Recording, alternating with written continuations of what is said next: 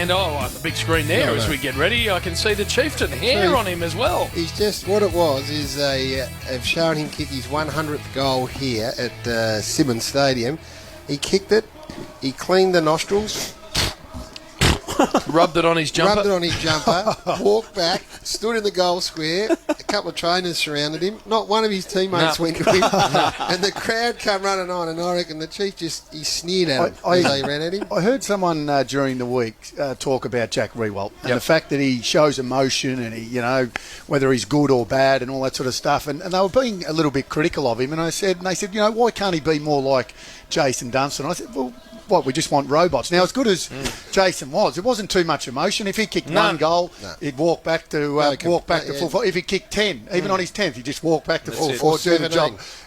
Do it every week. Same emotion, same everything. Boring. Very, very, very boring, Gary. Now, I rate him as the best, but he was very boring. He rates you as the best. We got that out of him a couple of weeks ago. And that's why I probably, to be honest with you, although I rated him as the best, I never tuned into him on a Sunday to watch him. Whereas I would tune in to watch Plugger. I would tune in to watch Gary Ablett. I'd tune in to watch the great Garry Lyon.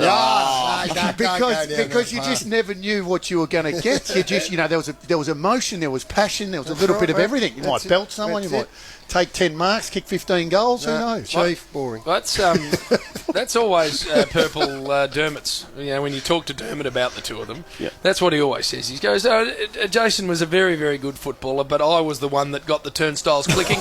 People wanted to come and watch me, whereas they didn't want to come and watch him. And he says it openly, Dermott. What I loved about Dermy used to say, no, I just didn't worry about certain teams. I just knew we were going to win, so I just didn't even try on those days. Yeah. Come on, Dermy. As soon as it got to September, suddenly away he went. Yep. Mind you, be all right playing in that forward one.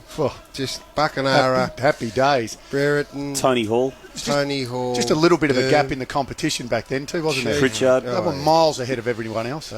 He also had Ratton, Ben Allen, Hall, Pritchard, Jarman sticking it down your throat. Deere when he was five. They just had superstars. Langford. I tell this story often. I played a state game once, and it was 5 Hawthorn blokes and me in the back half. Well, it was virtually, and the opposition was virtually Hawthorn. Tony Hall was playing with South Australia, Ben Allen over in Western Australia, the Rat back at South Australia. It's just unbelievable. And even more then, I find it staggering, Purple, with that company that Dermott considers himself to have been so much better than the rest of his teammates. That's what I love about it. I don't know what side it was. Oh, they named the multicultural team of the century or something the other day. I don't know. I saw it somewhere. But you know what was really funny about it? Nick Riewoldt at centre half forward, Dermott on the flank. Yeah. Dermott was on the flank. On what basis? Irish. I asked the question because if one of your parents was born overseas, you got into this team. Is that right? It's strange. So Dermott was on the flank though. And Nick Riewoldt was at centre half forward. That's what you raised it. That's interesting. David King, I think, said a couple of years ago that if you play, I think it was either 100 or 150 games, and if you're a first round pick and you haven't either been an All-Australian or won your club's best and fairest, then you mightn't have paid your club the dues of a top 10, I think it was. Okay. To David King's point, should you have by that stage either been an All-Australian or won your club's best and fairest if you're in the top 10 in the draft? Well, All-Australians are hard to get into. Simple as that, Gaz, aren't they? They're really hard. Listen to this, will you please? Have a listen. They're tough. That's pretty harsh by Kingy to say that. Because how many did Kingy make, by the way? He made a couple. Did he make a couple? Yeah, I wouldn't have thought too many. How many did Kingy make, by the way? There aren't many that can utter that sentence. 5 or 6.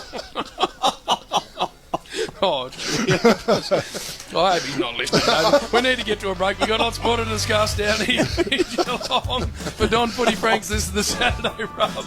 Don Franks and cocktails available fresh at your nearest supermarket deli. We tell it straight on Triple M, Gary. It's a drive-by, Jim.